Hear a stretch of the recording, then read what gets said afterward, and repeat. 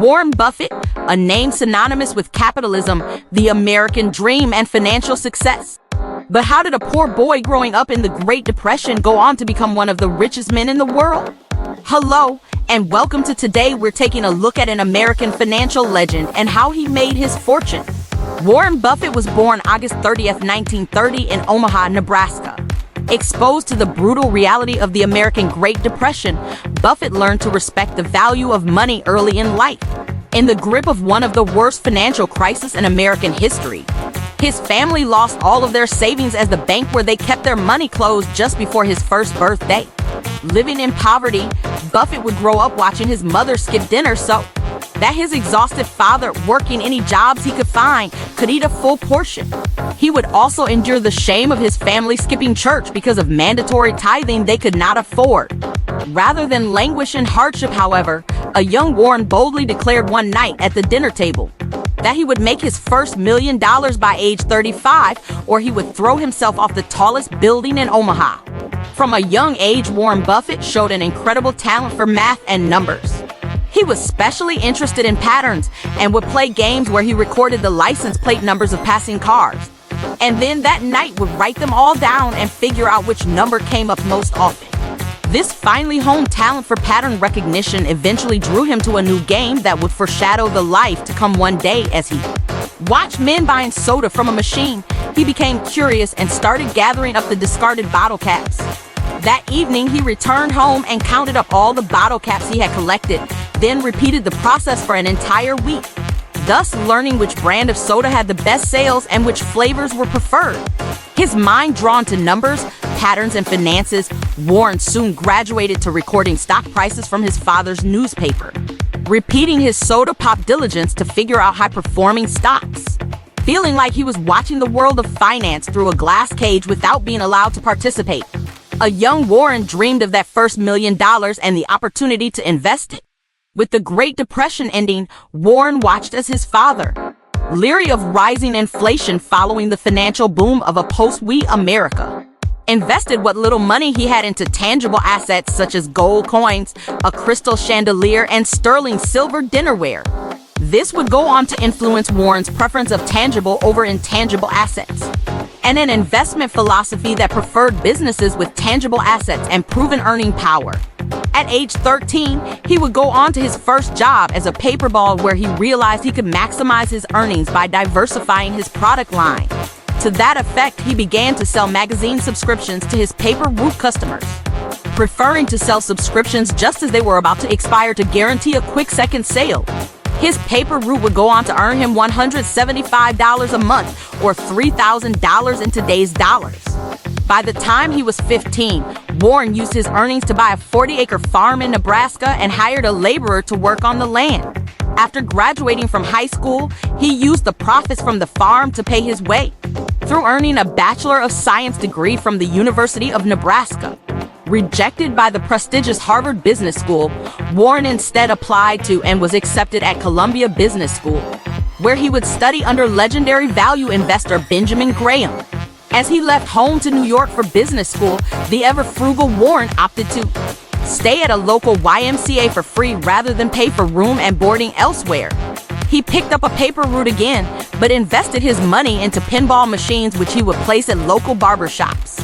Afraid that the mob owned the gaming industry, though, Warren purposefully kept his operations small.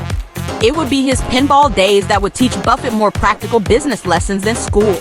Convenience and service fetches higher prices, location is everything, efficiency determines profit margins, and the practical limitations of scalability for business.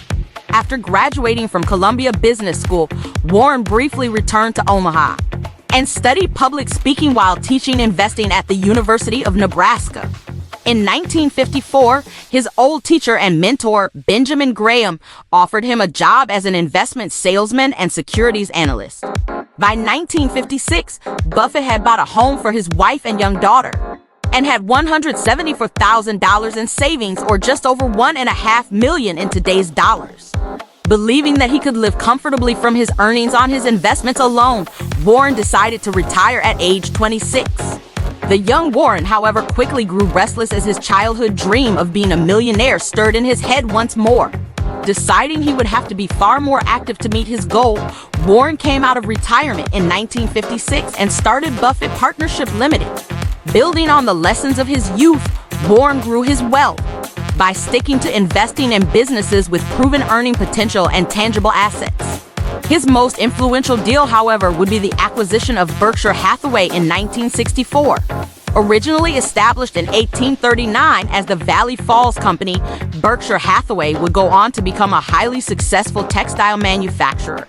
However, with declining sales following a drop in global textile sales after World War I, the financial future of the company looked to be on the decline.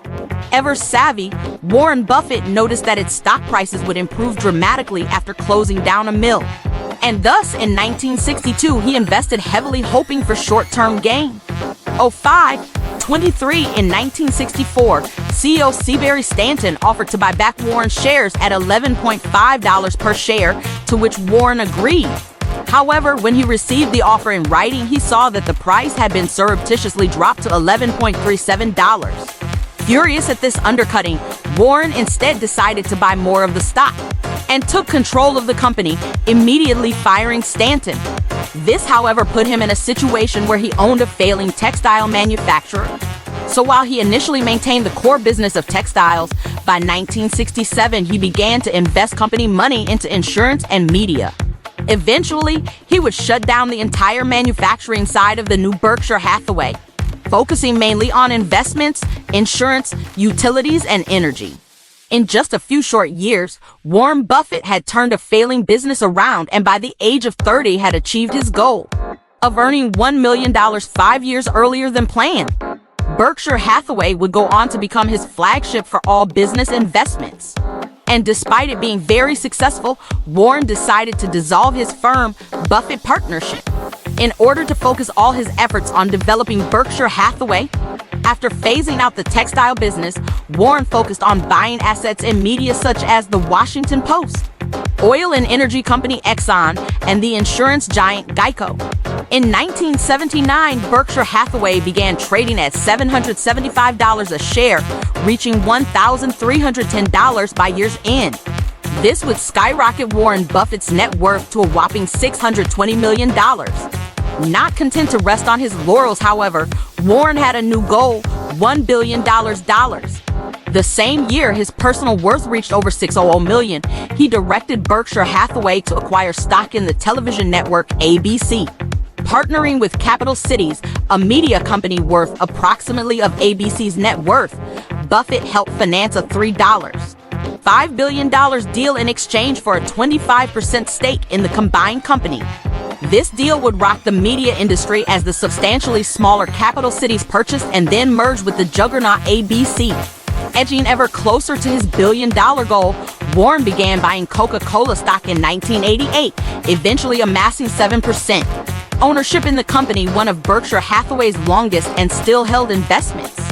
With Berkshire Hathaway's share of Coca-Cola stock alone worth $1 to billion, Warren Buffett at last reached his goal of becoming a billionaire, as Berkshire Hathaway stocks closed at $7,175 a share on May 29, 1990. With careful investments built on his lessons learned as a child, preference for businesses with tangible assets, and proven earning power, Berkshire Hathaway would go on to become one of the most powerful and profitable companies in the world.